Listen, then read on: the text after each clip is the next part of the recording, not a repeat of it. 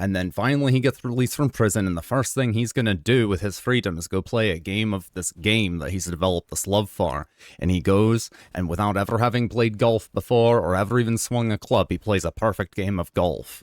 Because the conceptualization is enough practice to really understand the fundamentals of something. Hey, howdy, hey. Hope you're doing well and welcome back. Quick intro today. We're doing a Shinobi AMA, and I'm bringing you along for the ride. I hope you're able to learn something, and at the very least, you're not completely annoyed by the sound of my voice. I'm joined by Alls. He will be demonstrating the gameplay techniques and theory that we'll be discussing today. And beyond that, I don't think there's anything else to tell you. Grab a drink, and I hope you enjoy yourself. Not really, because I don't play with strangers on Fortnite. Yeah, Marcus was asking if I encountered toxic people. I know I would, but the only people I do comms with are people I know. And then, yeah, I've seen people kind of emote and shoot on you after they kill you in a very toxic way. But other than that, I try to stay away from it all because I know it's out there and I don't want any piece of it. You know, you also gotta imagine people like me out there. You know, your perception may be, oh man, that guy just killed me. Oh man, he's shooting the place where I died, what a dick, or, you know, whatever. But on the other side of it, he might be shooting you and wiggling all over the place, or diddying, as my son's generation calls it, or whatever. But from my perspective, you don't hear me going, like, I'm not, like, really being mean, you know what I mean? I'm just, like, goofing off, or I'm not even, like, talking to you. Maybe I'm, like, you know what I mean? Like, yeah, it's very easy to perceive interaction without comms as toxic. And I opt, because it is a choice, I just opt to err on the side of, you know, they're just being silly, goofing off. Now, that's not to say that there hasn't been a time in a particularly competitive game where someone will kill me and then they just, like, you know, go ham teabagging, and I'm like, oh, no, I know that guy's a cock, and I make it my mission the rest of the game to, like, make him miserable until he changes loadout or leaves or whatever. So we draw the line at teabagging is what I hear. No, actually, it can be fun. Like, I love teabagging my friends, but, I mean, like, it's different when it's a friendly teabag, you know? Like, you know, it's different. I don't know. I guess it's all on how aggressive, how much hip do they put into it, you know? If only you can control that in Fortnite, right? Right. I get teabagged a lot. What you do in your personal time, Rat? Back in my day, we woke up every morning before school with a tea bag, you know, and just start the day off with low expectations. Mm-hmm. You turn your mic up. Why don't you turn your mic up? Why don't you turn your mic up, okay? Okay? Okay. It's gone silent. Good gosh dang.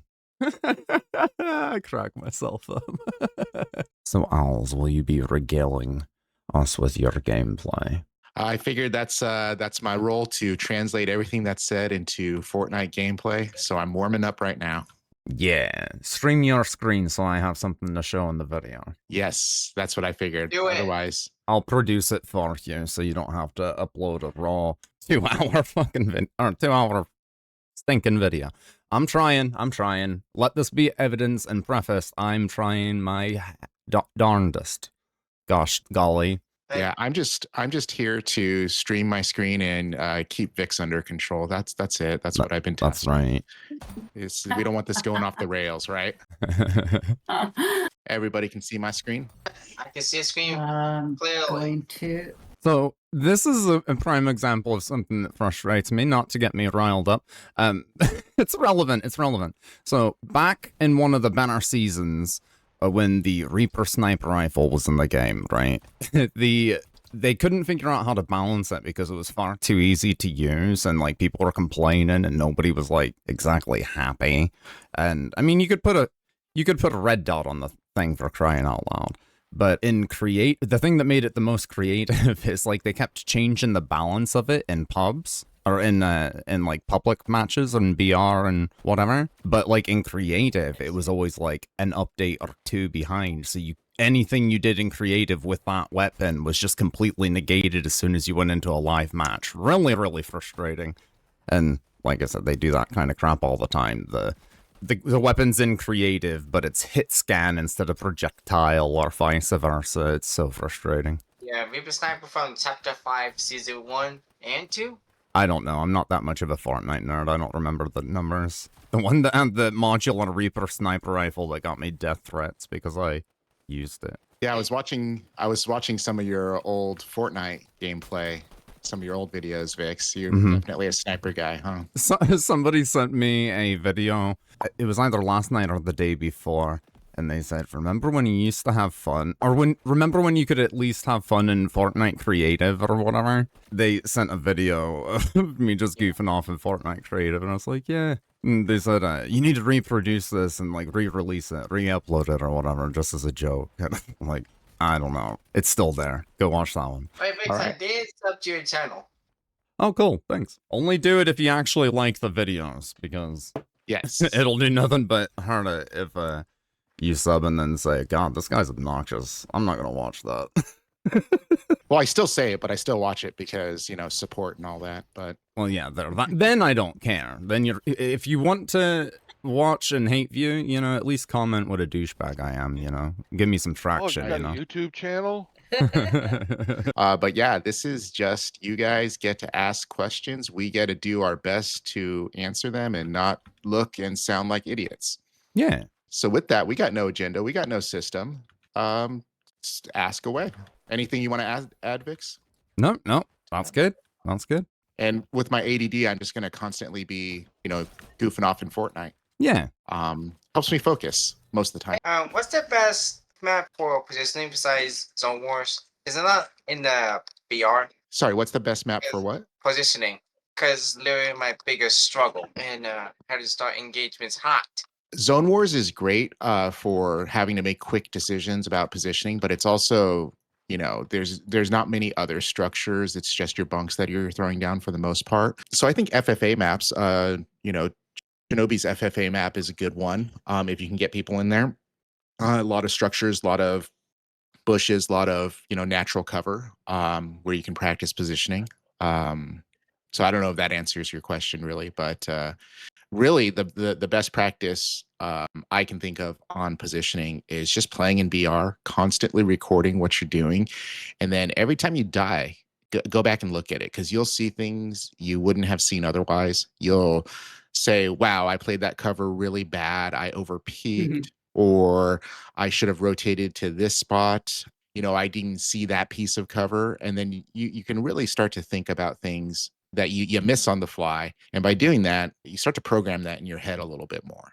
I'd like to amend that real quick. Don't record all the time. Nobody has time to watch that, even if it's your own gameplay. Okay, unless you've got a reason to watch, you know, the last evening of your gameplay back and take notes. I recommend setting some sort of a replay buffer up. 60 seconds is usually plenty. You die, you get frustrated, you just hit the clip button and then, you know, it goes into a file and then you look at, you know, minute segments and then you can usually fast forward through at least half of that minute. The extra 30 seconds is just a precaution if a fight runs a little bit long. You know what I mean? So that way it kind of truncates it for you in the process of the capture. You're not looking at this huge file that you're going to have to sit there and scrape through and try to find all the highlights or moments that you can learn something from, because 90% of the most valuable information you can learn is from your failures. So just clip your deaths,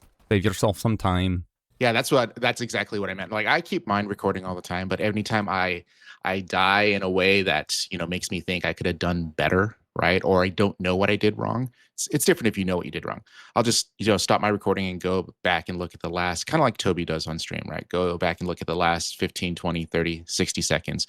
But if you don't want to deal with all that, yeah, I'd say set that replay buffer pretty low. Otherwise, you're going to start filling up your storage space pretty quick with stuff you're not going to have time to watch. Yeah, right now I have like 1,000 videos.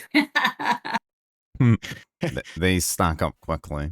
I don't even know how to say it. Navita. I use their little elimination thing, and so it records eliminations and wins. And then I kind of, at the end of the night, because I only play about 10 games, no more usually at a time. I'll just peek at them. They're only 10 or 15 seconds long, and I go, oh, yeah. I didn't see that. VOD review really is beneficial. I was talking to Rat one day, we were editing something, and in the editing process I stopped and I said, actually this is a really good example of this, and I kind of zoomed it into the preview window and explained some stuff, and that is one aspect of why I retain, you know, such I guess game theory and aim theory in my head, is because I'm VOD reviewing. Like, I have a little bit of game time maybe every day if I'm lucky, and then I split that game time not even 50-50 between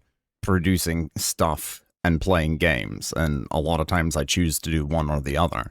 And so even when I'm not playing a game, I'm editing game footage, and while I'm editing it, I'm watching literally frame by frame what I'm doing, what mistakes I'm making, you know, if I'm overshooting, undershooting, all that stuff. And I try to keep all of my settings the same between all the different games, so that knowledge is transferable to all the games I play. And it's kind of like, I heard this story, it may be completely apocryphal, I don't freaking know, but it was about a guy that was in prison, and he, in prison, developed an interest in bowling or golf. I think it was golf. In golf, and he read everything in the library about golf for, you know, 20, 30 years, however long it was. And then finally he gets released from prison, and the first thing he's going to do with his freedom is go play a game of this game that he's developed this love for. And he goes, and without ever having played golf before or ever even swung a club, he plays a perfect game of golf, because the conceptualization is enough practice to really understand the fundamentals of something. And then if you drill it enough, you know, every night he's sitting there playing games of golf in his head, you know, and again, who knows if this is actually a true story? It's just the principle. You know, you practice something, you visualize something, you see it, whether it's in your head or on your screen, you will improve from it. I think I'm getting your point. That's good. That's a very hard thing to do sometimes. It is. Also didn't even have to step in. Hi, Mrs. Hyro. How are you doing today? I'm good. Sorry to interrupt. I just wanted to listen. No worries. Oh, no interruption. This, in fact, the whole purpose of this is interruptions. You guys get to ask questions. We're just here to do our best to try to answer them. So, Marcus, did that kind of answer your question? Any follow up to that? All right. It's open floor for anybody who wants to ask questions. Okay.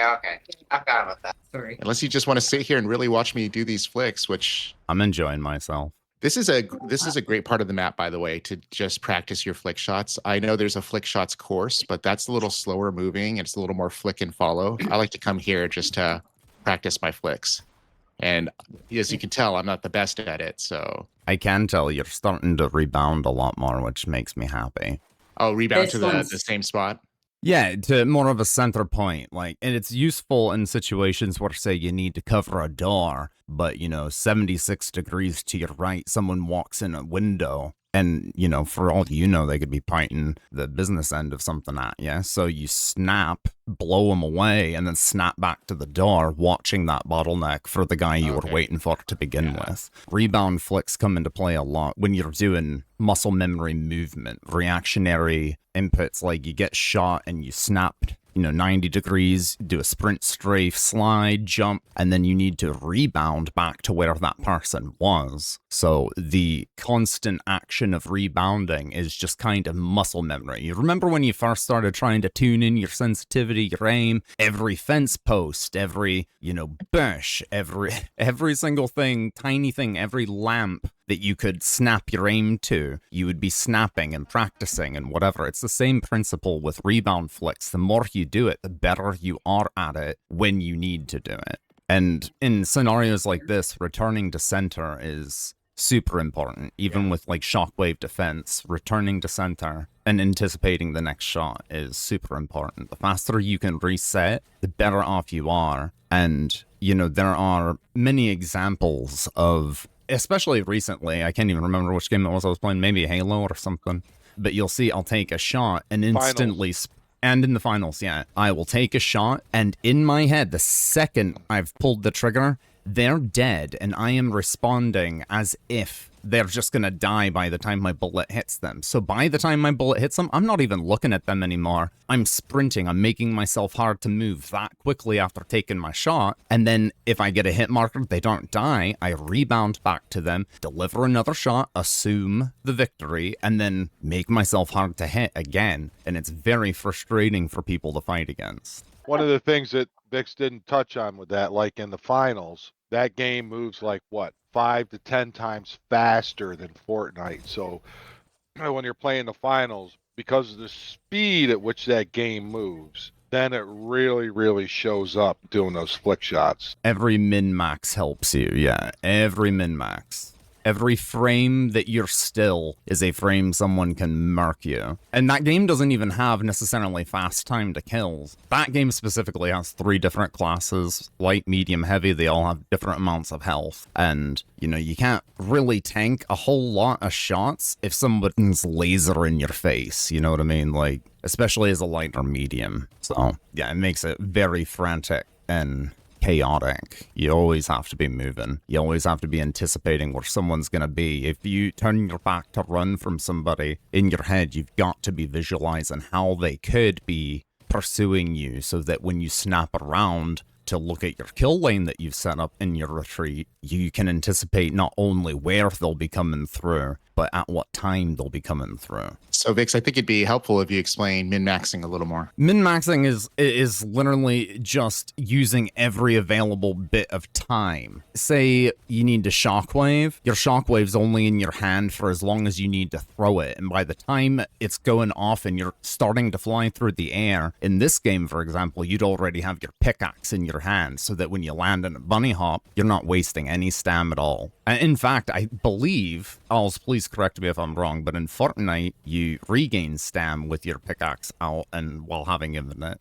right? Yes, you do, and it's teaching me terrible stamina management right now. So if they ever take that away, I am screwed. Yeah, when I heard they added the infinite stam with the pickaxe, I was like, ooh, that's kind of an awesome game changer, but I don't know. I still see people not utilizing it at all. And that's crazy to me. Infinite stamina is insane, especially when you consider the effects that are in Fortnite, like the, I don't know what they're called, the boom boom effect and the whooshy whooshy effect and all the zoomy zoomy effect. All the dumb, stupid, all the Slap, stuff. Slurp, overdrive. Thank you. I like your definitions better, though. Boomy boomy zoomy zoomy. Yes. It fits the that's game what they better, call I it. think. It really does. It really does. But yeah, you combine all these different effects with infinite stamina, and holy crap, you can cross-map people like it's nothing. Assuming your game's not taking a poop on your chest. That's... never mind. Never mind. Do I see a peanut lurking in the background? That's the mighty peanut. It's extra confusing now because Burnt Peanut is in this game now, isn't he? Yes, Yeah. but to me, Crazy. the Peanut IRL is the one, the only. So Burnt Peanut can go screw himself. He's the main... never mind, I'm not going to say anything. Nice to have you, Peanut. He's the main nut. Well, thank you for joining us, Peanut. The main nut. I'm so proud. The main nut. Yeah. Oh, jeez. Let's not go there. Okay. See, Vix, this is my job. I got to keep you in line right now. See, we All right, actually hired Alzon as a moderator just to moderate me. That is my only job in this life, is to moderate Vix, because he's just too much for anybody to handle. That's right. I'm just a glutton for punishment, I suppose. You like it. All right. With that said, like I said, open floor. Ask away, people. Okay. Well, I had mic issue, so my question went unanswered. So I will ask it again. I was ignored. I don't understand some of the settings in keyboard Okay. for like aiming setup. Like I do have the 800 DPI. I messed around with the x-axis is 6.7. I put my y at 5.5, targeting at 45, sculpt. I don't know like I have an idea with the X and Y when I'm moving fast and slower, and I've tried lower settings, but it seems like I can't get over fast enough. So I don't know if that has something to do with the targeting sensitivity, or I just don't get what those So things if are. your mouse movement is moving too sluggishly, you actually want to go in the other direction. You want to go higher, right? This is how sensitive it is, right? The lower means it's less sensitive, which means the more you move your mouse, the less it's going to move. So generally speaking, and Vix, I'm sure, is going to give a dissertation on this in about 10 seconds here. I did my But generally thesis on speaking, this. right? Generally speaking, if your movement is too fast and juddery, you want to lower sensitivity. If you're having trouble tracking people, etc. If it's too sluggish and you're like in combat and you can't move to your target fast enough, no matter how quickly you move your mouse, you want to increase your sensitivity. The rule of thumb is if you go from the middle of your mouse pad to either corner, right? Either up and diagonal to the up or diagonal to the left, you want to be able to do a full 180 turn. And if you can't, you got to adjust your sensitivity to kind of match that, because that'll give you kind of full range of motion. Now with DPI, I have my DPI set at 1600. You have yours at 800. That means I think my I DPI had it at 16 and it was too fast. Well, see, you got to play the two in conjunction, right? So mine's at DPI of 1600, which is the equivalent of 7% at 800, which is what I was running 7.5% previously. And then I went to 1600 DPI and went to 3.5%, which is the equivalent of 7%. Oh, I So that's see. You where mean like the access you change It's like a the clutch, sensitivity. clutch and throttle, and so Okay. I drove a standard. there you go. But the first thing, did you ever suss out what ADS is? Aim down sights. Like, have you? No. Okay, so no. ADS is when you I right don't know. click and it zooms your field of view in a little bit. Okay. Oh, okay. Yeah. Okay, so ADS sync is like this, right? See, I'm right clicking and I'm zooming in. Yeah. Sco- I've done that all the time. Yes. Okay. So that's what I was trying to say in the Discord. You know what ADS is. It was just the terminology throwing you off. You do it all the time. It's when you make it zoom in a little. That is your targeting sensitivity. And then what he's showing you here is your scope sensitivity. And these are modifiers off of your main sensitivity, I believe, in this game. It's been a while since I've fiddled with it. Yes, it's modifiers. So what that means, where am I?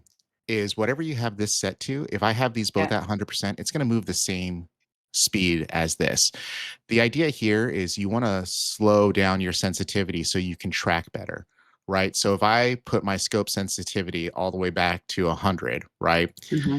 And I go here, it's just like, I know you can't feel what I'm feeling. This is way too fast. It's hard to track, right?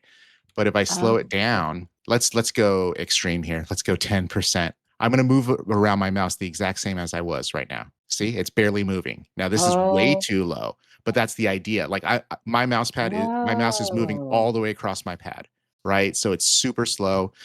You just got to find what works best for you. And this is generally good to understand those things. Like how you're explaining it, I'm like, oh, I was changing these numbers and going, I don't know what they did. Or Rat Pack can relate. He likes the clicky too. Don't worry.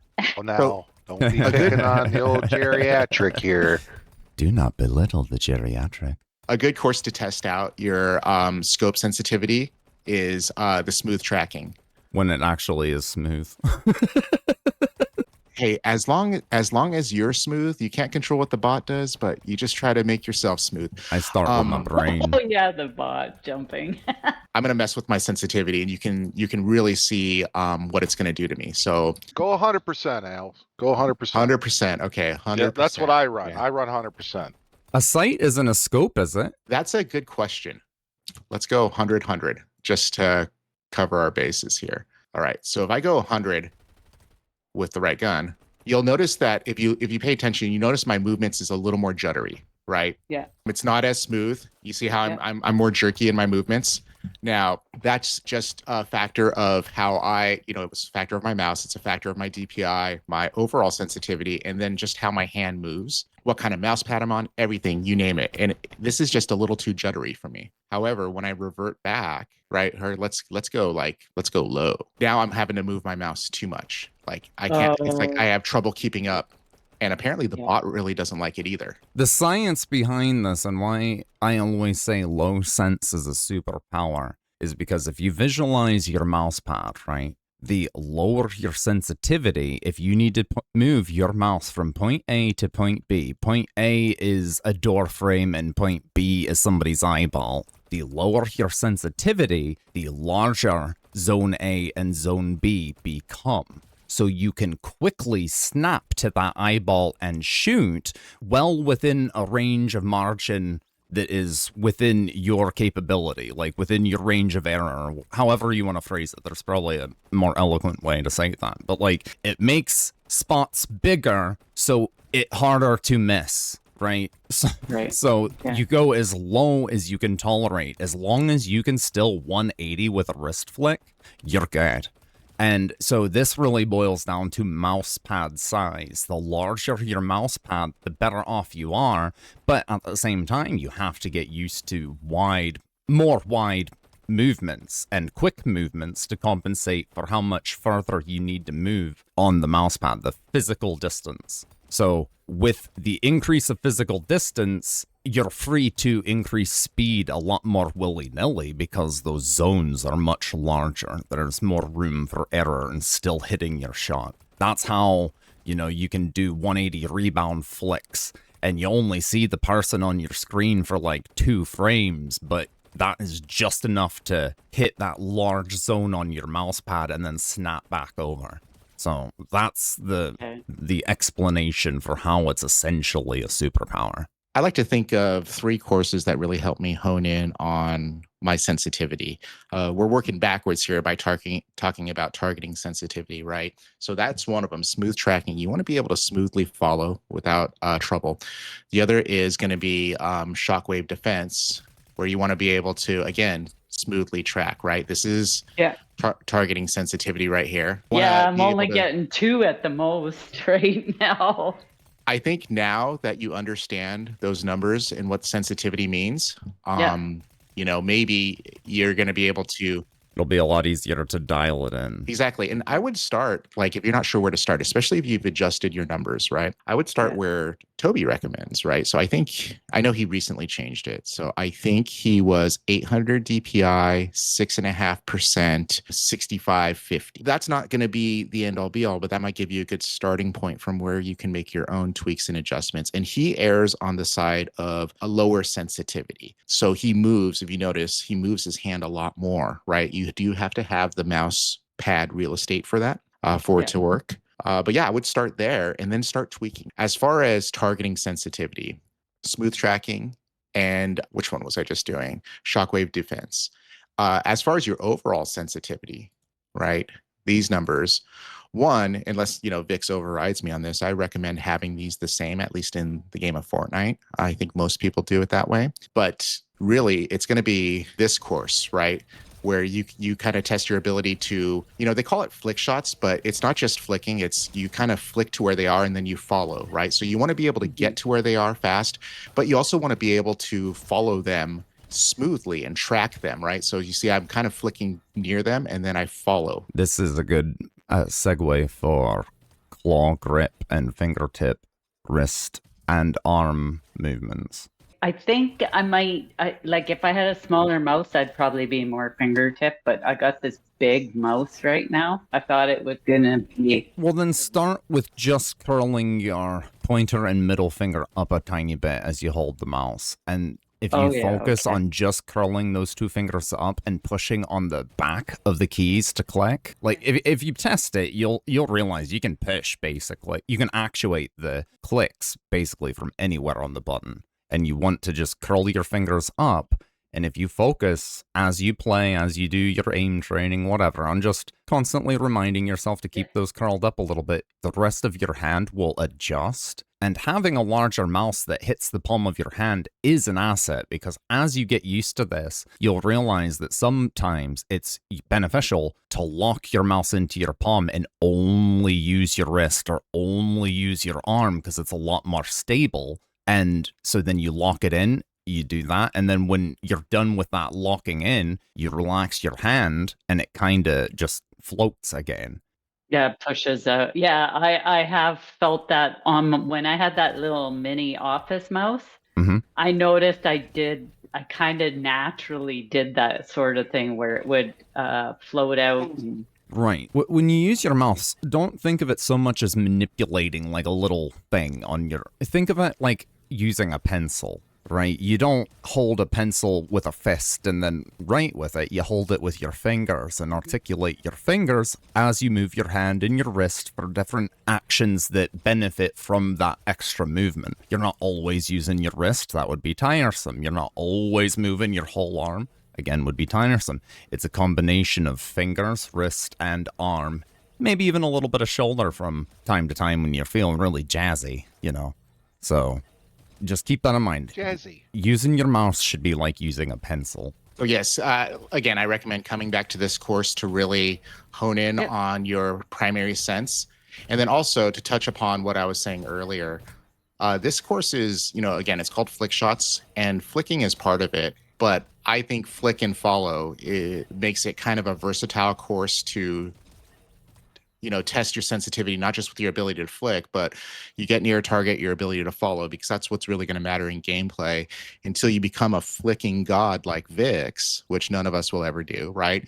So you see, I was hitting most of the bots. If I were to just flick, right, I'm going to miss a lot, right? Because there's just not as much accuracy. We'll touch on the fingertip. It's every flick, no matter how fast it is simply breaking it down. A flick, a micro adjustment with the fingertips, shooting, and rebounding back. That's all it is. And it is those stages every single time. It's not just a willy-nilly whoosh, shoot, whoosh back, and hope for the best. That's not what we're doing. We are flicking, adjusting, and then flicking back. Do we hit everyone? Obviously not. Nobody, bats 1,000. I'm not a sports ball person. Nobody does anything perfect all the time, but the more you attempt it, the more you fail at it, the more consistent you will be. Exactly. And so that's where I like to come back to this one. This is pure flicking. This is not, you don't have time to try to track. So you can work on both, right? But I think Flick Shots is a great place to start, not only with working on your flick then follow, but dialing in on your sensitivity. Once you dial in on your sensitivity and you want to start working on making quick combat movements, this is a great place to come. So I've been doing this one too. I actually hit them, but I want to see you hit the smaller guys on the right hand. Oh, side. you're putting me through the test. I wanna see All you right. do this. All right. Oh man, those are little fellas. Look at that. Yeah, what the- Look at the there you bitty little go. guys. I didn't even know that was there. That's Very good. hilarious. I love that. I could see this scenario There we being go. a little problematic. Yeah, Vix, calm yourself.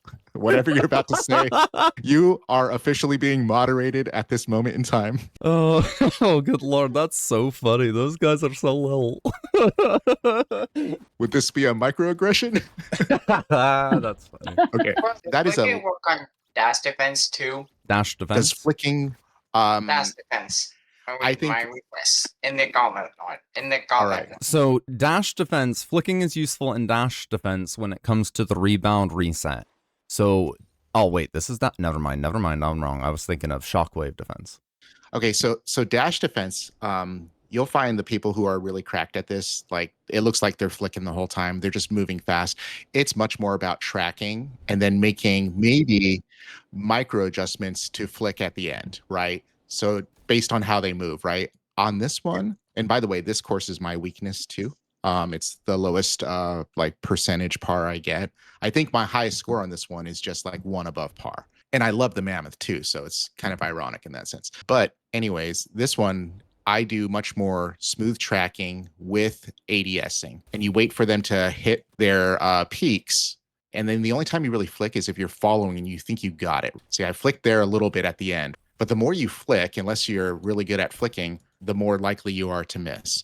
So while we're talking about dash defense, here's my strategy. And again, I'm not the best at this. I don't like to stand in the middle here because there's just much more of this kind of overhead tracking. Yes, it's not a camera break, but look how much I have to move to keep up with them, right? I have to really vary my movement speed a lot more. I like to go to the edge here, so it's easy to track. And yes, they could still go right over my head right here. but I can ignore that bot and move to the next one, or I can pull up my shotgun and shoot him up the butt.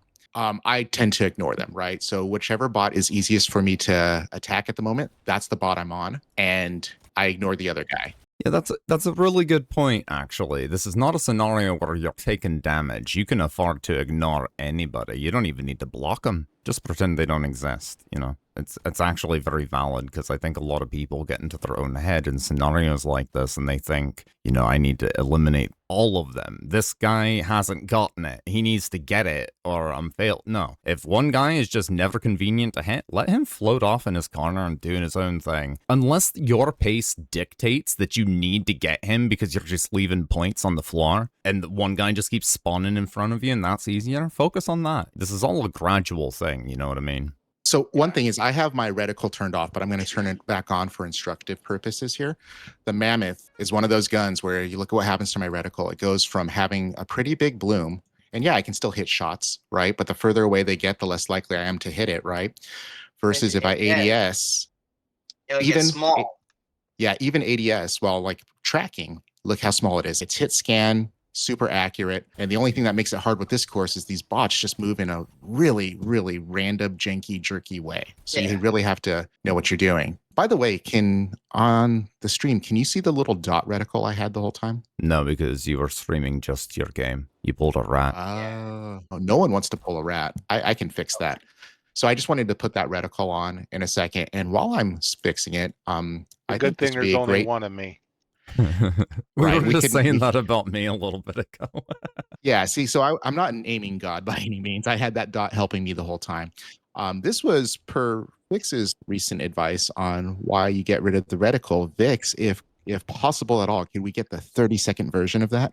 Basically, games force reactive reticles. Reticles that show, not all games, but this game in particular shows reactive reticles because I'm not going to say it manipulates the player, but it communicates something to a player. You know, the spread of the weapon, how it's going to behave. But the information really isn't all that useful. And you gain a lot more by aiming small and missing small. And you do that by having a small static reticle that has enough contrast that you can see it. And then you disable the reactive reticle in game so that you have less visual distraction. And again, I'm not sure. I still am completely unclear if it's just this course that you cannot turn off hit markers. But if you turn off hit markers and your reticle and just leave damage numbers, that's really all the feedback you really should need. Exactly. It doesn't show in BR. It's some creative maps where it shows that reaction, that little red X that comes out when I hit somebody. If I can now that I say this, I'm not going to hit anybody, right? How do you know how much? Like, is it cumulative that You can change that in the settings. Yes, I have mine set to Oh. cumulative rather than each individual one. So I like cumulative. Oh. And the reason for that is it's the cleanest, number one. And number two, if you're hitting them with an SMG and it's rapid fire, nobody can add that fast, right? No, I can't. Because you can't see all the numbers, right? Because it's happening so fast. So I I just hit him like, 16, 15 times, bro. there you go. Right? Just- Okay, Rain Man, calm Sometimes. down, calm down. Get him. 52 headshots. So yeah, I mean, but I would play around with that, see what you're more comfortable with. Like, I don't even know what you need to kill somebody. Like, what number? 250 if they're a full HP, zero build player. Yeah, because they have that 50 overshield, right? So 250 is what you want to go for. Trying to get at least 100 to 150 before you push the fight so that it's not a 50-50. Exactly. One more thing about the reticle that I found, beyond all that sciencey talk is, what did you say? You came up with a good term for the reticle something. I already forgot it. You'll catch it on the replay. Reticle something. I found that I was focusing, especially with shotgun, I was focusing on my reticle, not on my target. I didn't realize that. And I took away the reticle. My aim improved. The dot I don't focus on, but it is a guide. It is a visual guide, and I'm It's a gradually reminder, a visual reminder. Yeah, it almost helps you just center yourself. I don't even think I use it in aiming. It just helps my eyes understand where the center of the screen is, and then that takes care of the aiming. I found myself focusing on the shotgun reticle, which is a lot wider. So the thing that I improved the most on was not my long or mid range, it was my close range by getting rid of my reticle because I'm actually looking at my target. I found that my close range is where I noticed a difference right away because I was getting higher numbers, like the hits were better, I was getting more accurate. If you take a full auto weapon in a game like Fortnite that has bloom and all that stuff, and you don't have, it's not a first person weapon, you don't have a sight, you've just got the reticle that tightens up or whatever and you shoot. If anybody's ever played paintball, it's all point shooting. It's all, you see your target and you point shoot. You don't have a sight on most normal paintball guns, so you take a sighting shot, you see where it goes and you adjust. So by removing the reactive reticle, it also allows you to naturally do that. Humans have been doing that for thousands of years, okay? And and so like we are hardwired to kind of do that even in a simulated environment like a video game. And reducing that visual clutter makes it a lot easier to do that. I noticed even one time I forgot to turn it on now that I've been using it since you mentioned it. Yeah, you don't even really need it. Like most people No, are I started to, like, I played probably like 3 games and I was like, there was a couple of hard shots and I'm like, oh, I don't have it on. Like it was a longer distance shot. And I was like, oh my goodness, I should turn this back on. But I ended up playing another 5 games. I thought, let's see how this goes. And it wasn't that bad. Like I didn't win any games. I don't think. It's occasionally good to have the reminder, mostly when there's screen shake and elements like that in the game that deviate the center of your screen from where your weapon is actually pointed. And in some games, I don't know if you can do it in Fortnite, but in a lot of games, you can turn screen shake effects off so that doesn't happen. Yeah, I don't think you can do it in Fortnite. Marcus, because I know this is your most troublesome course, and again, I relate on that. Couple more pointers. I recommend, again, I'm not the best at this, I recommend sticking with just the mammoth, not doing the swapping. The shotgun just doesn't do that much damage unless they're like right on top of you. The only time I pull out the shotgun is if I hit that, 173 head damage. And if they're close enough to me, if they're beyond where I'm standing right now, if they're beyond this line, I can hit them dead on with a shotgun after doing the 173 headshot and I won't kill them. So that's the only time I bring out the shotgun is if they're close to me and I did the headshot. Otherwise, stick with the mammoth. The other point is you've already seen it if you were watching. I miss a few shots because I'm trying to track and then I start to get like almost angry and I start firing more because I feel like I have to catch up because I'm missing shots. This is a timed course. I feel like I have to catch up. Nothing will work against you more than that. Slow down, breathe, and start slower tracking. When you miss a ton of shots, that should be the reminder, not that you suck at this, it's that you're moving too fast. Or the bots are moving too fast for you and you need to wait for them to slow down. That's just like, you see moments where they're moving fast and then moments where they kind of slow down. That's an easy shot right there. These are not easy shots. Still go for them, but if you miss like 5 in a row, don't panic, right? That's the number one thing I was doing is I would panic and then I miss even more shots and then I come out of this course with a score of like half of what I usually get. There is an expression that goes along with this, and it is slow is smooth and smooth is fast. And essentially what it just means is everybody has a certain natural cadence that they are a frequency, if you will, not to sound all woo-woo, but we all have a natural cadence that we process visual and auditory information, right? And so if a gun, for example, can shoot, 2 times a second, but your cadence is more aligned with 1 shot a second, just because it can shoot twice a second does not mean you should, because you'll just waste both shots. Whereas if you align yourself to your natural cadence, be aware of it, get a feel for it, and enter flow with it, the more you participate within that natural cadence, the more it will speed up as you do it. And then before you know it, that gun that can shoot twice in 1 second, you can land both of those shots because your cadence has increased to match the cadence of the weapon. So think of it that way. Slow is smooth and smooth is fast. Slow is smooth and smooth is fast. Exactly. It all comes down to accuracy. It's the same thing when, Toby says in training, sometimes the best thing to do when you're in a close range fight is to just actually stop jumping around like a monkey, stop sliding everywhere with this crazy mobility, and let them do that. You sit still, you make yourself small, and you take the time to aim and hit your shots. Now, that's a judgment call based on every situation, based on how they're moving, based on, cover, everything. But the idea is the same. If you slow down and you focus and you give yourself the chance to aim, you're more likely to hit them and hit them faster than they can deal damage on you. Do you mind if I comment on this specific course? Absolutely not. Go for it. For me, it's bots can only dash in the direction they're facing, and for me, it's all about putting my reticle in between the path they're going to take and just hitting the trigger when they jump.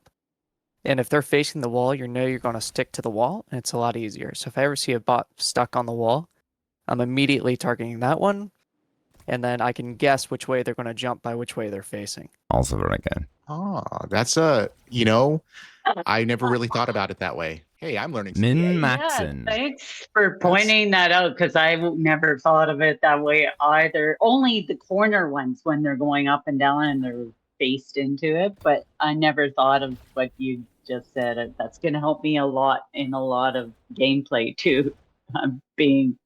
I don't know why I never noticed that. It's the little details. You just think of your target as a target, right? An amorphous blob at times. But yeah, what they're doing, not just where they're facing, but how their feet are moving, whether they're sprinting, whether they're not. All these things come in subconsciously, but sometimes you have to make them conscious to really deconstruct and break it down. And this is case in point. I wasn't even really thinking about it that way. I'm sure subconsciously my brain was processing a little bit of that, but now that I'm sure subconsciously I knew all of that shit, but right. Thanks for bringing it up. I wouldn't have thought to mention it. Good job. Good job. Bringing it forward to right. Bringing it forward to conscious thought, though, makes it much more powerful sometimes. So no, thank you, Lack, for that insight. That's helpful. Absolutely. So if I were to paraphrase or do my best to convey what Lack was saying is, pay attention to where the bot's head is pointed, because that's the direction they're going to go in, and you aim accordingly. So aim in front of them. And then if they're facing the wall, they're likely to kind of stay there and keep jumping up against the wall. And that's where they have the kind of slow, gradual movements. It's the easiest time to hit them. See, like this guy is right there. And it's a lot easier to notice things like that with a static reticle as well. You'll notice you're aiming at their face, you're seeing their skin, you know what weapon they're holding, what direction they're facing. All that extra information is much easier to ascertain with less visual distraction. Absolutely. Does this get better if you can you see things a little bit better then once you get a better screen too, like when you get up to 120? Yes. Absolutely. And the graphics that he's using help a lot too. I was meaning to mention that earlier, but I didn't want to interrupt exceedingly. This scenario is exceedingly more difficult with max graphics, all maxed out settings, because it is super dark and they blend into the walls. So if you want to play the Dark Souls version of this, the Dark Souls version of this scenario is DX12 all maxed out with lumen out the butt. Holy crap. Wanda, do you run on performance mode? Yes. Yeah, I have performance mode, but I only have 60 FPS right now, right? So I gotta get a screen yet. Yeah, no, that's going to make a huge difference for you. But yeah, performance mode removes a lot of visual clutter. I'm on DX12 without high settings. So if anyone's curious, and I just do this because it's a balance of having the game not look really terrible. At the end of the day, I'm just kidding. I'm kidding. I'm not here to play competitively.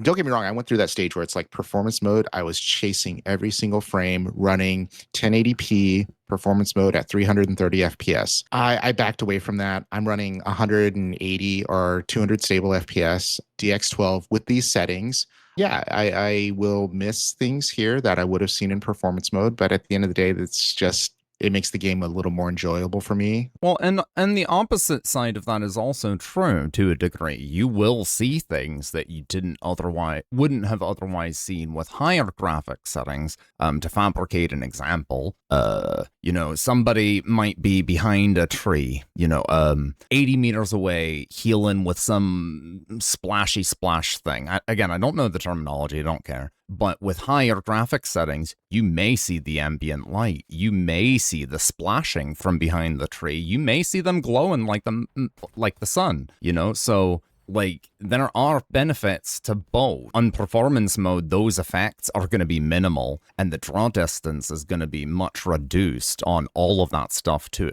assist in the game running on an iPhone. Actually, you can't make that joke anymore. iPhones are running crazy games now. Right. But anyway, you get what I'm saying. Like, this game is designed to run on literally anything. It's supposed to be the most scalable game ever. They just don't do a good job. So there are benefits to turning on performance mode, no grass, for example. But you can just as easily avoid those situations as much as possible and just get good at intuiting where the target will be shooting through the grass and feeling rewarded for shooting somebody you couldn't see, and they probably could see you with no grass, and then take the benefit of seeing effects further away. Just as one example. Somebody might be able to hide in the darkness a lot more in DX12 high graphics, but, you know, if you're acclimated and you're looking, you know, nobody should be invisible in this game, otherwise your graphics are messed up. Ultimately, the only scenario where, you know, there's a true advantage, there's bots right here. I can't see them right now. If that grass were gone, I'd be able to see them. So yeah, there is a, you know, see, I'm shooting somebody I can't even see because there's grass in the way. So yeah, I know I'm handicapping myself from a performance perspective in game, but I also enjoy the game a lot more with some graphics. And in my setup, it just happens to be more stable. I'm on an AMD GPU, and running DX12 is a lot more stable, a lot less crashes. So I would argue I would lose more fights due to crashing than I would because of, you know, grass blocking me. Also fair. And then the other way is, like, you don't realize they can see you. Well, you just got to get good with game sense and not over peak and not put yourself in situations where that little bit of grass, you know, you think it's protecting you. That's not protecting me, right? I know this hill is protecting me. Exactly. I know this hill is protecting me. And this grass, visually, it's going to protect me. Tentative perhaps. Obstruction, actually. Yeah. Tentative, because you don't know if they can... Because honestly, even if a player has grass, if you're on console and you can't turn grass off, if you're ADSing at somebody on a hill like Alls was just standing, you're not going to see that grass. Alls is going to have that grass loaded in.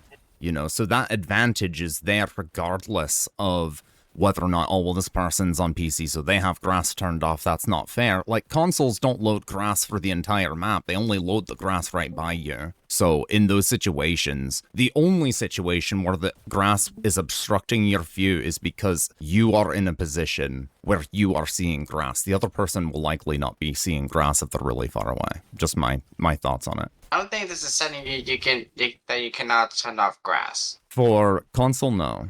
On PC, you just go performance mode. It turns off grass. And, you know, it is one of the benefits. I mean, arguable, right? To Vix's point, it's one of the benefits that you get on PC. And aim assist is one of the benefits you get on console, right? Or on controller, I should say, rather. Well, no, even on console, like, the different hardware has different levels of aim assist systems. They're all tuned differently. The Nintendo Switch has pretty sticky aim assist. You know, Xbox and PlayStation, I think, are on par the same. I do believe. But yeah, depending on your hardware, if you run a controller on a console, your aim assist is going to be stickier than if you run a controller on a PC. It's just a fact of life in Fortnite. Your aim assist will be weaker because a lot of aim assist systems are heavily dependent on frame rate, which is very capped on consoles, where on PC, it just depends on that particular hardware. So there have been lots of instances where on PC, aim assist was just absolutely ridiculously broken because people were running the game at, you know, 240 frames. They were running the game at 3 times the frame rate that they could even display on their monitor simply because it made their aim assist work better. So, you know, there are always going to be differences in the hardware and how it applies those different systems. I got to work on my keybinds to make my shield shotgun swapping a little faster. Oh yeah, I loved watching you do that the other day in the training. That was so funny. I was. If anything got me close to wanting to play this game recently, it's watching you troll people with that shield. I love it. I love it. I love it. I love it. It's so funny. And a lot of the times That shield has to go, bro. It's so funny. You say that, Peanut, but part of my shield mechanics have come from watching you do really well with it in the duo Well, just cups. because you can do well with something doesn't mean you can't simultaneously acknowledge that it's broken. Like, when I was playing Impulse, I questioned the entire time during that beta session whether or not the one-hit hammer was, like, actually a smart thing, and I still don't know. They took it out. It's a 2-hit now, and it hits faster, but the whole time I was doing it, I questioned it, like, debated it to myself. Is this broken? Because it's kind of fun. I wonder how fun it is for everybody I'm dunking on with this stupid hammer that kills them in one hit, you know? Yeah, I already know how I'm going to change. I haven't changed anything yet, because guess what's arriving tomorrow, Vix? Gross. Yeah, I'm getting my Azeron. Ew. We'll see you in a few days when you're ready to play a game. I'm just kidding. Oh, no. Give me more time than that. Give me more time. I'll get you set up in an hour, Als. Just hook me up when you get it. Yeah, take all your advice from Rat. He spent 5 days in Helldivers every night trying to figure out how to bind reload. And he just played without being able to reload his gun. Or sprint. I forgot about sprint. He played for a week without being able to sprint in freaking Helldivers too. Vix, if you're that good, you don't need to reload. You just, use one That's magazine. right. You're good. You just use harsh right? language. I'm proficient. You just got to get up to Rat's level. That's all. It's taken me 70 years to get to this level. Good luck catching up.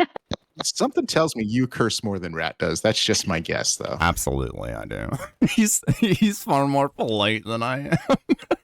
Kinda said the N-word one time. Okay. Oh, no, Anyway, no. good to know, I guess. Okay, so we've touched on sensitivity and dialing that in. You keep spamming crouch, and I saw somebody asking about crouch spamming in the Discord the other day.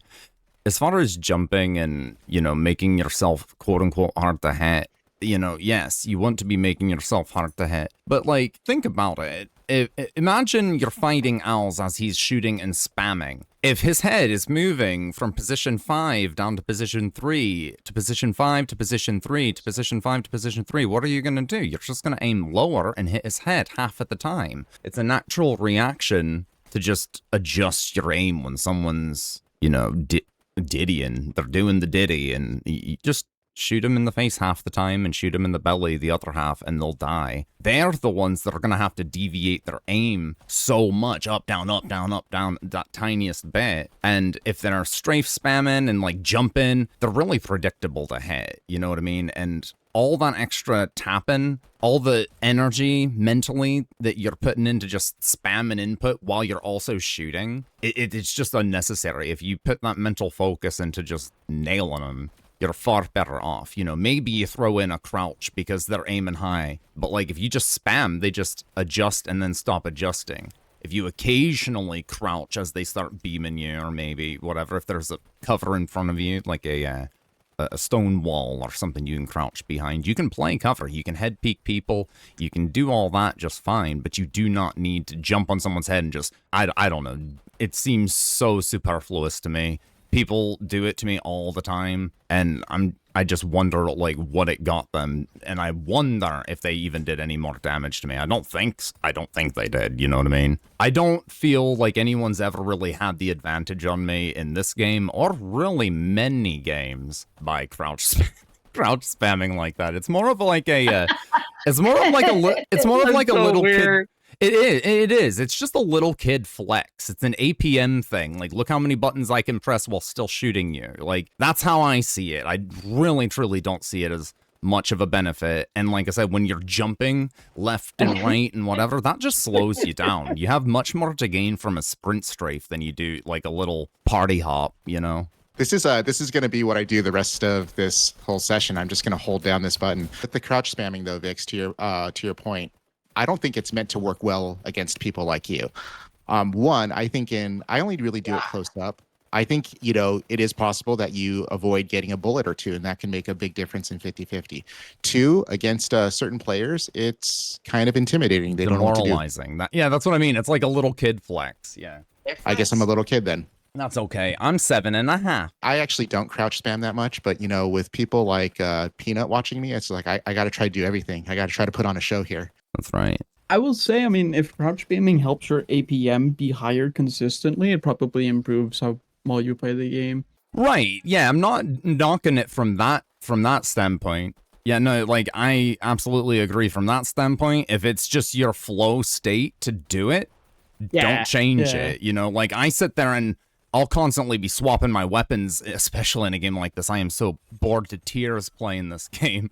And so I just sit there and I am like a spastic little demon, making sure every one of my guns is getting as scratched as possible while shuffling in my pockets. You know what I mean? Like my guns heat up from the friction of me swapping. So I absolutely get the understimulating factor of this game and needing to just throw shit into to flow better. But at the same time, and this is something that you can alleviate by just playing this game a lot and knowing how the server interpolates your actions. But with the tick rate being so crap, it is so frustrating to flick over and shoot. And even watching the footage back, you see you nailed him, but you blanked the shot because you did it too quickly and you were looking away by the time the damage tried to tick. You know what I mean? Like then your game conflicts with the server registration, you get all sorts of weird desync, and it's just frustrating. So then you have to like dial it back or dial it up and find that perfect balance of the actions you can put into the game. And it also depends on the game. Like sometimes I'm still not even sure if it was a bug or a latency thing. One of the last trainings I jumped into when I was actually trying to play, every time I would try to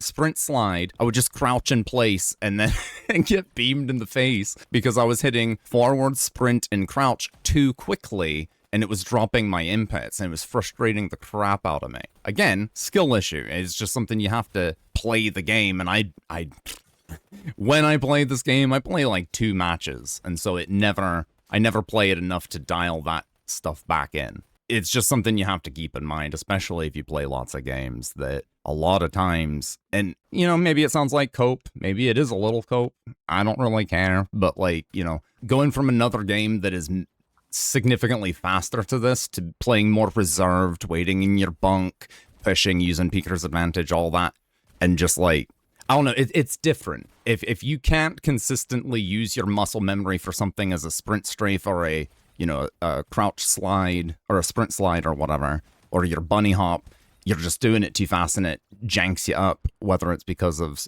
tick rates or bugs. It's very frustrating and doesn't incentivize one to play more, in my opinion, when other games don't do that, you know? But yeah, if you experience dropped inputs, try slowing it down a tiny bit, just the inputs, and then you dial it back up very slowly until you start getting the dropped inputs again. Again, that's a very niche thing. I don't think tons and tons of people will experience that, especially if you're on a console or, you know, you're using controllers or whatever. It's very much a PC high frame rate issue too. In the slide and shoot, I always end up stopping at one of the That's the hill ledges, with the bouncies, right? Slide and shoot, the bouncy one. walls that you have to. Okay, yeah, I know what you're over. talking about. Yeah, sometimes those are glitchy, so you want to try to clear them completely. Don't touch those suckers. Fortnite is always going to be a little janky, and when you interact with the geo, because it can all be destroyed, quote unquote, whether it's enabled in that particular mode or not, it can really hang you up. Yeah, and then I try to jump over, and I use my jump to get out of the crawl or the crouch. So I use the jump, and then I use the forward, and it doesn't want to jump forward. I'm like, Okay, I'm doing wrong stuff. we may be able to touch on something that can help you here. When you go down this, don't be holding in direction. Like you can, but it's just another thing for your brain to be doing. I'm always talking about min-maxing and limiting what you have to have your brain do. Don't hold the direction. Right now, I guarantee you Alls isn't even holding W. He's just fallen. After the first jump, my thumb has not touched the joystick. Okay, Gross. so Joystick. mine, what happens is I take my fingers off, and then I end up hitting one of the walls and stopping, and I haven't touched anything. So see, watch what happens, because it's a very natural thing. By the way, I would never recommend I say, you know, I'm on a Tartarus Pro, so I do have a thumb joystick, just like an Azeron, right? Although it's more clicky WASD like. My thing is, in game, I would never recommend taking your finger off your joystick or off your movement. But this, to get a high score, you know, you take one of those factors out. If I do this naturally and I keep my finger constantly on my movement, you'll see that I'm going to start sliding towards the wall. I might hit the wall, slows me down dramatically. It makes it very difficult to moderate my speed, and then everything just becomes inconsistent. In the same way that a factor of aiming is movement, a factor of movement is aiming. So if you're holding W, your mouse is not necessarily equally responsible for your movement, but a lot of your movement on mouse and keyboard is dictated by your mouse. You snap a direction, you're holding W, you're locking in that cardinal north direction. It's not north, but you know what I mean, that forward direction. And then you're adjusting with your mouse. You're running and aiming where you're running with your mouse. You're weaving and whatever around things in the environment with your mouse. And so it's in the same way that when you're aiming at something, you kind of walk left to adjust your aim sometimes. Instead of moving your right stick or your mouse all the way over, you just walk and strafe over. You know, it's the same thing with movement. You know what I mean?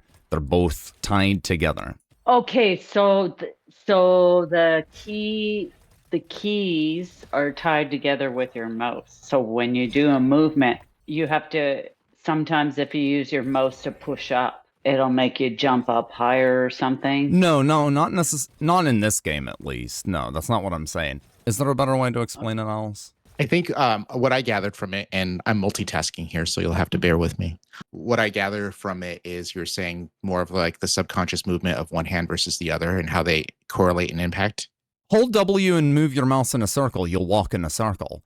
And so, yes, you're holding W, but holding your movement, W, did not cause you to walk in the circle. It was the combination of W and your mouse. Much like when you aim at something and you're shooting, sometimes you're not moving your mouse more to the left as you shoot. You're walking and strafing to the left to compensate. So they both always work together, whether you're aiming or moving. Mouse and movement are both involved always. So when you eliminate the movement side from this scenario, the mouse is solely aiming and it's not doing anything to movement. But the second you hit one of your movement keys, all of your aiming that you're doing simultaneously with holding that movement is moving you and deviating your trajectory down the hill. I'm not the most fantastic at explaining stuff, like full disclosure. No, I think there was some kind of subconscious aspect because yes, as you're moving this, you do stuff with your mouse without even realizing it, and you balance and you counterbalance what one hand is doing with what the other hand does. And the better you get at this game, I think the more natural and subconsciously it happens. So it took me a long time to be able to do this course without movement.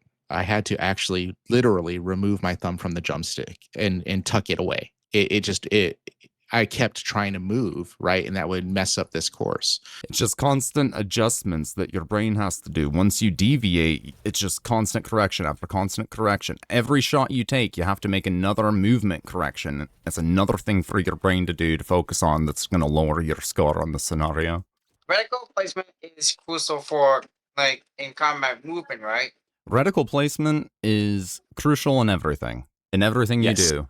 Until it becomes second nature, you should always have it in the back of your mind. Where could the next guy be? And anticipate it by putting your reticle there. It does multiple things when you do this. One, your reticle is there ready for business. Somebody comes around the corner, you're already there. Two, it's practice putting your reticle where you want it to go. You're likely not going to stand still and put it there, so it's going to be an active moving target that you're trying to aim with your mouse or your stick or whatever. So it is a constant, perpetual drill that you are doing. And then, like I said, once it becomes second nature, you stop necessarily thinking, I need to put my crosshair here, and you are just naturally looking at the most probable location of your next target. Does that make sense? Just like the rebound flicking and whatever, the more you can drill something into your normal gameplay, the faster it will become muscle memory and be easily utilized in like a panicked or flow state where you're not actively planning everything. Everything is reactionary. Everything is based on the information you got like 2 milliseconds ago, and you process it because your brain is tuning out everything else that you don't need.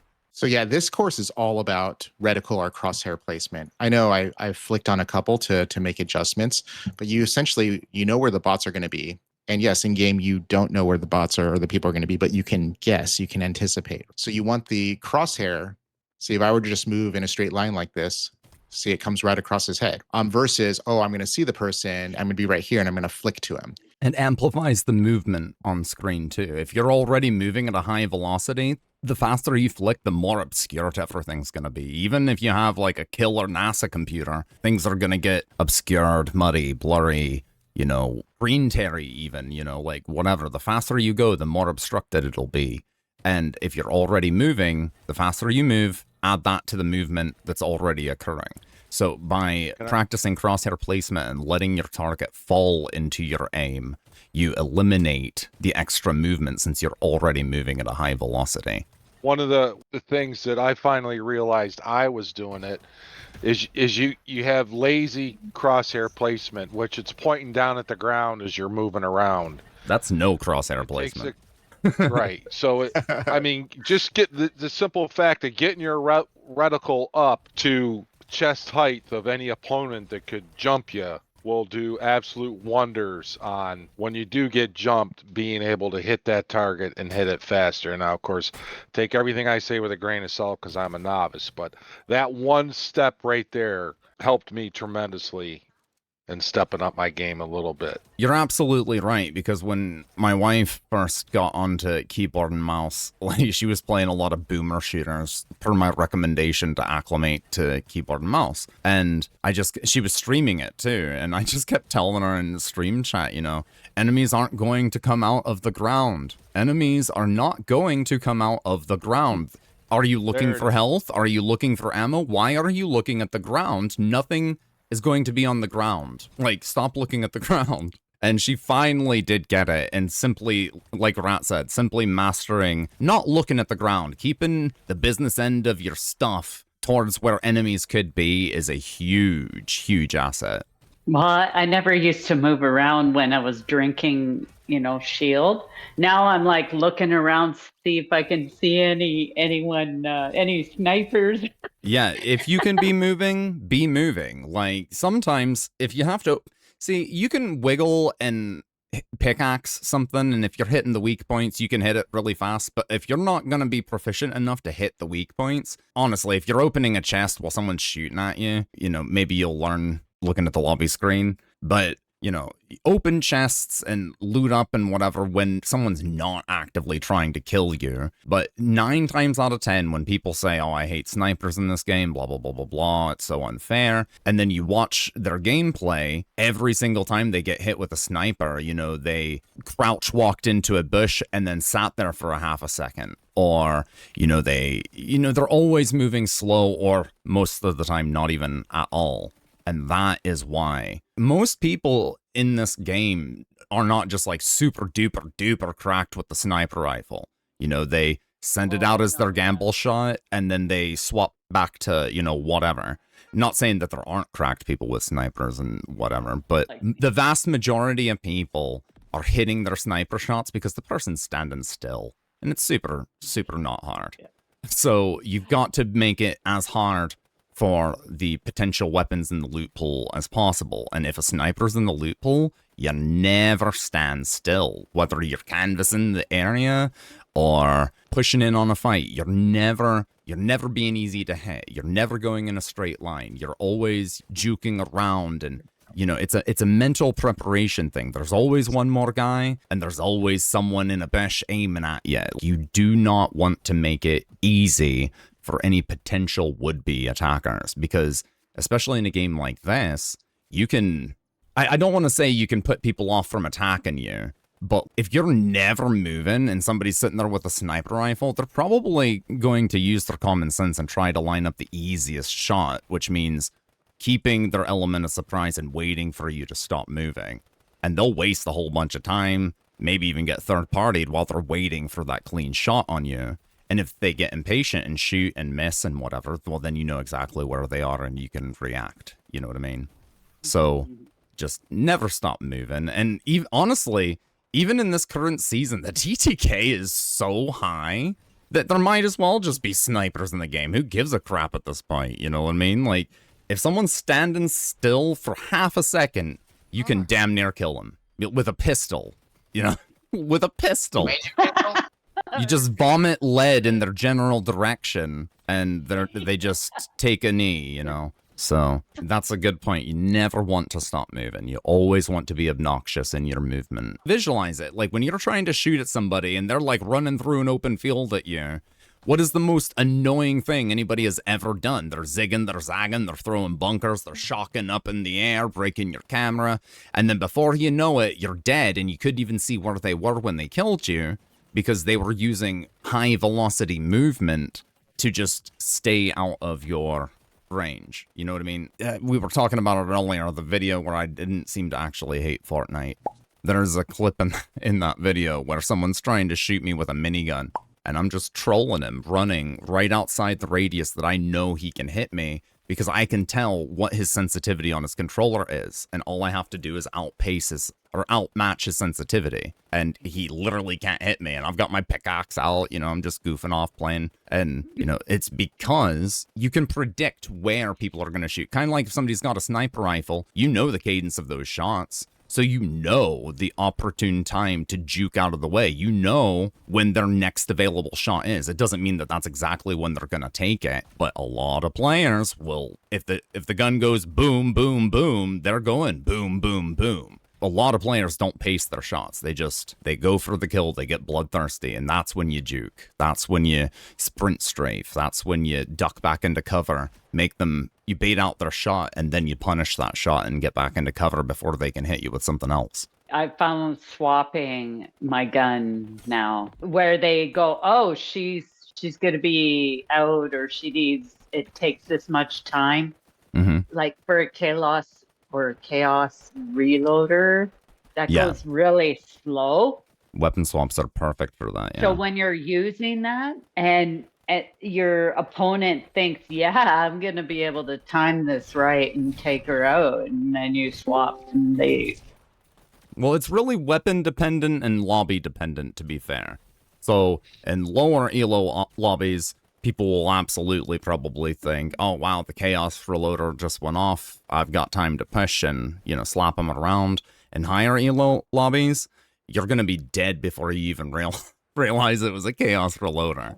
You know what I mean? Yeah. So, and again, it depends on the weapon too, because like if it's a weapon that can be pump swapped like that really quickly, you know, you anticipate that as opposed to, you know, a long delay between shots. You know, I don't know. I mean, I'm sure there are people that shoot it and wait and then shoot it and wait, but the vast majority of people at this point are aware of it. That's the thing too. Somebody that plays this game more is welcome to speak on it, but I believe the number of casual players that actually play the public modes like Battle Royale, Reload, Blitz, whatever all of them are called, I believe the casual players are kind of migrating away from those modes and spending most of their time in creative modes as we sit here and look and demonstrate in a creative mode. And then what's left are people that are very competitive in the game. Is that an accurate assessment in the current state of this game? That's an excellent question. If not because of the sprites. Like, if not for the sprites, I think it would be the case. But, like, people are flocking to the sprites. Gotcha. Yeah, it's like it's like crack on Fortnite. It's a kid's game. We don't talk about drugs. It's called FOMO. All right, so did anybody else have any questions that they had prepared? Play styles, right? What's the best way you can like do the dragon play style? W. That's the only key. Take every other key off your keyboard. Yeah, just W key and be extremely smart with your movement and utility, and constantly burn it and constantly replenish it. Be aware of where to get it. Be aware of the map. Be aware of all the... Basically, Dragon is essentially where everyone will get if everyone had a limited time to play this game and then they grew complacent and bored with what this game had to offer. That's what the Dragon play style ultimately is in the most, you know, unflattering light. You've gotten bored. You just need to go, because every time you die, you have to wait 30 minutes before you get a chance to go again. You get it? And so it's just go, chest, loot, need shields, need to grab some health, need to grab a shotgun. I got this, go. Or, and then just a little bit beyond that, I would imagine it's, I got a pistol. I'm ready to go.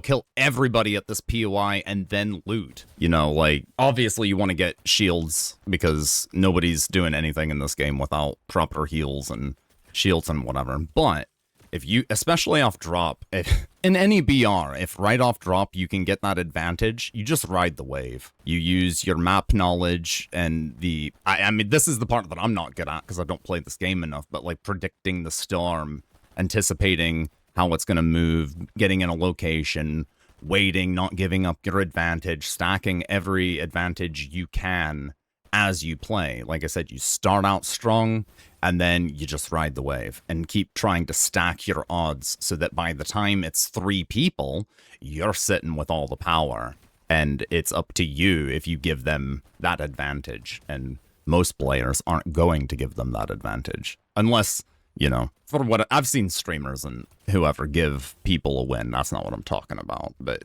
you get it. The best players are those that reserve themselves a little bit to a degree. Like, yeah, they're pushing every fight. They're bloodthirsty. They're hungry. They're going for it. They're bored. But at the same time, if they're playing for that win, they're sitting in that bunker when they've got the superior position, storms pulling to them, and everybody has to come through an open field and there are no bushes or obfuscation anywhere. The good players are just staying in their bunker waiting, you know what I mean? Unless they see them and they can read the players that are left and they're all out in the field doing the Macarena, then they might just jump in and end it a little early, you know? It just depends. That would be more of the Tiger playstyle, right? Where you're not full W key. I like to call it smart W keying, right? Where you're still aggressive and you're still push, but not in a kamikaze suicidal way. Where the Dragon's playstyle is you just get out there and you're counting on good mobility, good utility to get you through each battle. And then, you know, they typically carry double mobility and a utility. Don't even carry heals because you pick that off of dead bodies if you need it. So I'm nowhere near Dragon. I'd love to be able to play that way. But I also like, you know, factoring in not just raw, you know, talent, not saying I have much, but I like to be able to think and be strategic and slow things down where appropriate. So I think Tiger playstyle is something to strive for. And then once you get that going, you know, hey, if you're one of those natural born dragons, go for it. I'm sure it's a boatload of fun. It's certainly fun to watch, right? Dragon is the clipping playstyle. Yeah. I don't actually care about the win, but if I do this and I do win, my God, will it be a neato clip? All right. Any other questions? The Viper playstyle. I'm gonna have to refresh on which Viper is. Viper is ratting without being ratty, right? So it's very strategic. So roving ratting. Yeah, it's just you're limiting your amount of confrontations, you're limiting your risk, you're focusing on positioning more than anything else. It's kind of the other opposite end of the spectrum as Dragon, whereas Tiger sits between the two. So Viper is a rat that's not a rat, right? You're not just sitting there bush camping or staying inside of a building. You're setting up every engagement where you have the positional advantage, you have the better utility, you have the better loot, right? And it's all about, I would say Viper is the slowest playstyle, but it's probably the smartest in terms of getting the win. Except for the fact that good players are going to know where you are anyway. Well, they're going to know where you are. So you have to have good mechanics to be able to go up against Tigers and Dragons. And the way you get good mechanics like that is with experience. The more combat experience you have, the better.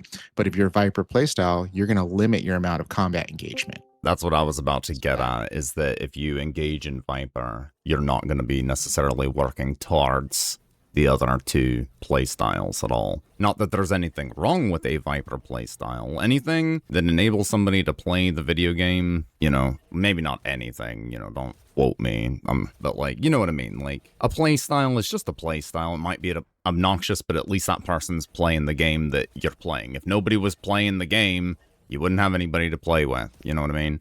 So like, if you want to be a Viper, or you are naturally a Viper, that's fine. But if you aspire to what Tiger or Dragon, or you want to be a more aggressive player, you want to be better in fights, you're only ever going to get better in those situations by putting yourself into those situations, and you can't do that in a mesh. Yeah, I started as Viper playstyle, just very slow, cautious, focused on the win, maybe get 3, 4, 5 kills a match, but I found myself not being good at close combat. So as soon as I got into close combat with a Tiger or Dragon or heck, even another Viper, I would just totally sell it, right? I was mid to distance range and I would do well at that, but I would get no combat experience. So then I said, screw it. I don't care about winning. I just want to get into as many engagements as possible and die frequently, frankly, die as much as possible so you learn. Getting those reps in. Like, what are the exercises for those play styles, though? The exercises for the for more aggressive play styles, it is things like combat flow. I liked that combat flow scenario because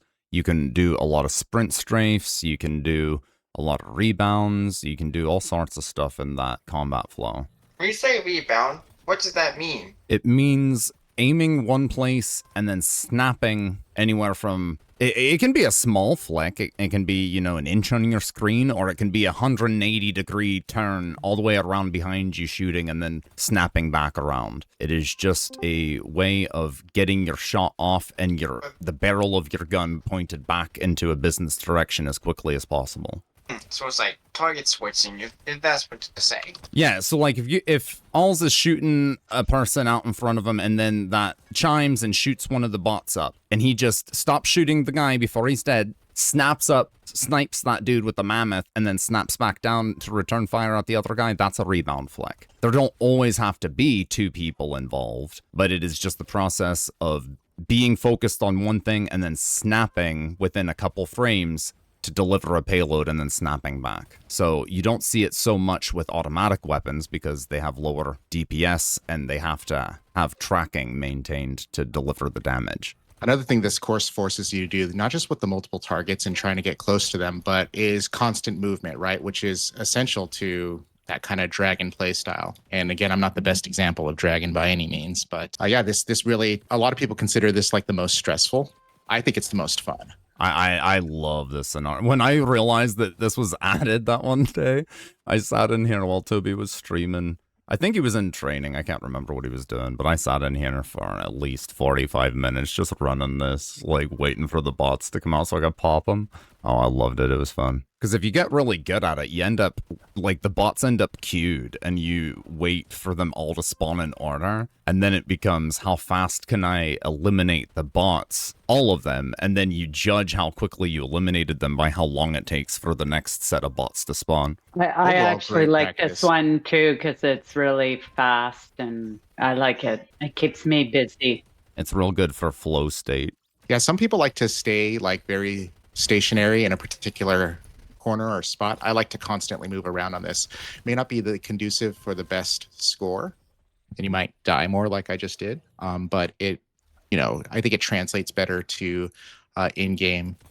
So something that just popped up in my head, in Fortnite, visual audio is king. We all know that. And so whether you're using visual audio or your ears, okay, aiming, at least I'd say 30 to 40% of aiming is your ears or your hearing. And it's something that visual audio can tell you to a degree. It tells you like the direction on that radial heads up display. But if you can hear them, like with your actual ears, it paints an actual picture in your head so you can essentially see them without turning around. And if you're constantly doing this with your ears, when you hear somebody spawn behind you or whatever, you're already pre-aiming, or what's called pre-aiming, when you line up your sights and shoot. That's essentially what you're doing in your head. So then when you snap around 180 degrees, you're just updating that picture. It's not all new information all at once. You snap around and then you update the image you had in your head with the live feed you are now seeing, and you adjust, hit your shot, and then you snap back around to the next thing you heard. It's a chess 3 moves ahead kind of thing. And again, going back to the visual audio and visual clutter on your screen distracting you and, mitigating your senses, with visual audio, you will absolutely, 90% of people will hear the game less because all of the most vital information is on their UI. And so that's one of the reasons I've always said that I think Fortnite would be a lot more fun if visual audio muted your game, so it was an actual choice, not just an objective disadvantage to not have it on, because then you would be able to be more immersed using more of your natural senses all encompassed, as opposed to just using your eyes for everything. You can play this game completely muted. It's not exactly as pleasant because, you know, your brain is a little bit starved for the sensory information it's used to.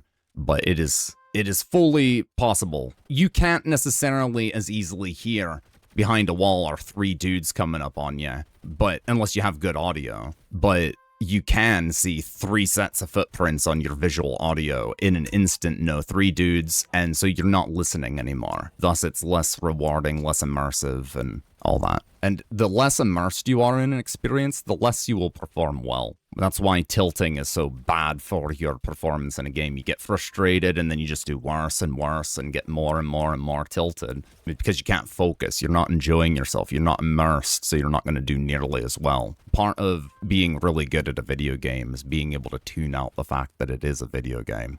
One thing I'll say about this course is it not only teaches you all that like close combat, fast moving, etc., but it teaches you how to deal with multiple threats and what's the greater threat, right? Whatever's shooting you now. Exactly. So these guys right here, well, as far as points go, I always take this one and this one as the top priority. Other than that, it's this guy right here that's going to do the most damage, followed by this guy right here, right? After you clear those guys, you're kind of free to move about. This guy will start to shoot at you if you leave him alone too long. But even then, he doesn't do nearly as much damage. So I go priority 1 are these 2. Priority 2 is this guy. Priority 3 is this guy. And I like to kill them in succession. So if you time it right, like I kill this guy, I should know, depending on when I kill this guy the last, he should spawn right away. So I can move to him, kill him, and now I can face forward. I can see these. And the threat's cleared, and I can just focus on aiming and try to hit, you know, these guys as they pop up, clear this guy. I only go for this person if I have everybody else cleared.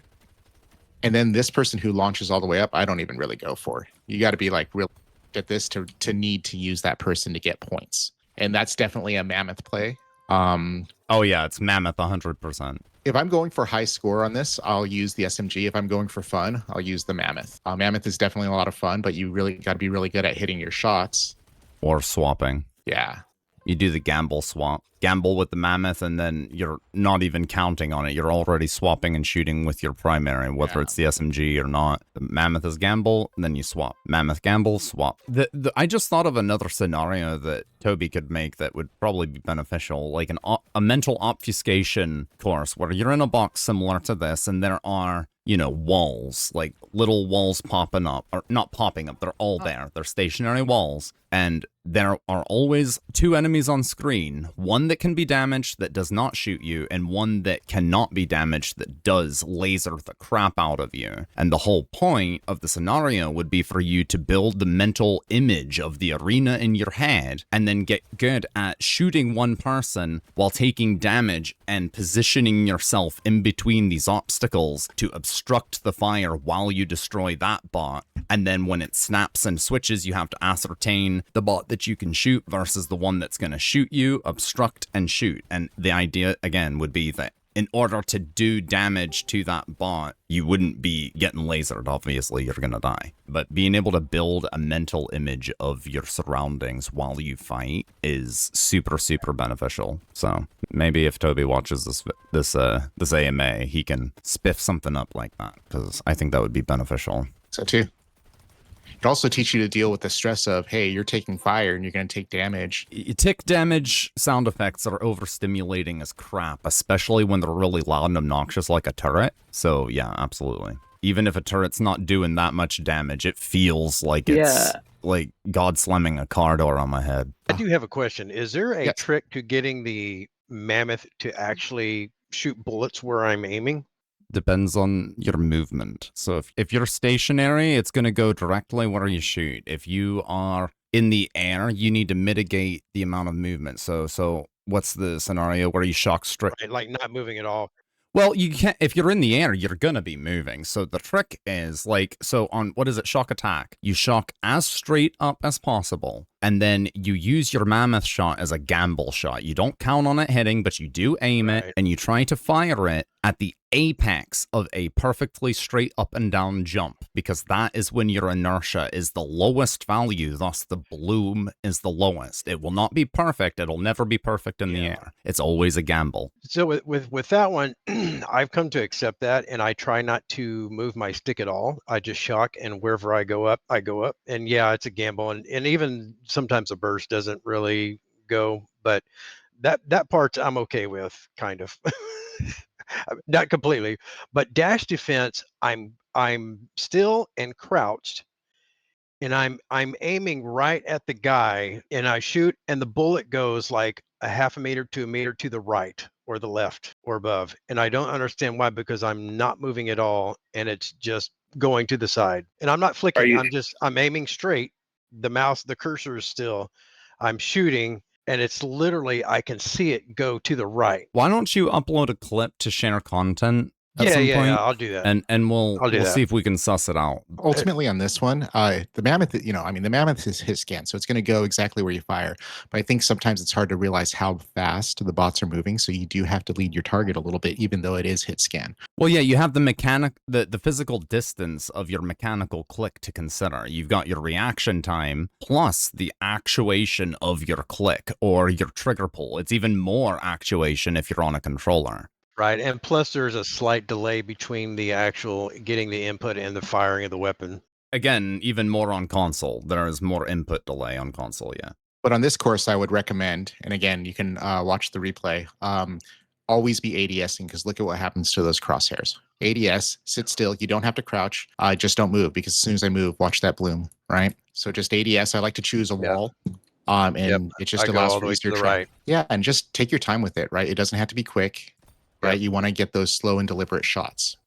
I usually just ADS when they get further away. Like if they're like above my head or right behind me, like not aiming down sights at all. Well, see, so this is a situation where the reticle can lie to you. Like if you pay attention when you use the mammoth and you're like going through footage frame by frame, the entire reticle, bloomed or not, can be within the person. And if the game hasn't dictated, you've got maximum accuracy, regardless of if that reticle is entirely within their body, you can still miss. Again, an example of not having the reactive reticle is actually a benefit, because you aim for it and you realize much easier when it is a gamble. You know what I mean? And so if you have no reticle and you're aiming from the hip at something close and you hit, you're going to see how much deviation really is in there from where you're actually aiming. And then you will slowly develop more comfortability being ADS'd, having the gun be accurate. Because bloom is an equalizing factor in a game, crossplay, multiple input devices, whatever. Bloom is there so that people with perfect aim can't just always perfectly laser you. And so if you just take that away and then see which weapons are more of a gamble and gravitate towards the ones that aren't, your aim will improve, because like I said, the bloom is kind of you don't always have to be perfect with your aim, and you could still occasionally hit them with the RNG. You may not like it, some people like the reactive reticle, and that's perfectly fine. There's nothing wrong with that. But if you are one of the people that can benefit, you'll benefit a lot in a lot of different situations. I would add, I forget who asked the question, if it was Cool Dad or somebody else, but if like the mammoth is like giving you that much of a trouble, force yourself, just use the mammoth. Go into different game scenarios, just use it, whether you suck or you don't. Just keep using it. Absolutely. That's how you'll get used to it. All right, guys, we're at time here. I hope this was helpful for everybody. Vix, I'm really curious to see how much you're able to trim this down to. We'll see. We'll see. But yeah, thank you, everybody. Thank you, Vix, for all the explanation. Hope I didn't embarrass myself too much with the gameplay. And let's all go raid the Training 1 channel for Master Training, yeah? Or those who are participating anyways. All right, thanks, guys. No problem. Everyone have a good day. Appreciate it. Bye. If the gun goes boom, boom, boom, they're going boom, boom, boom.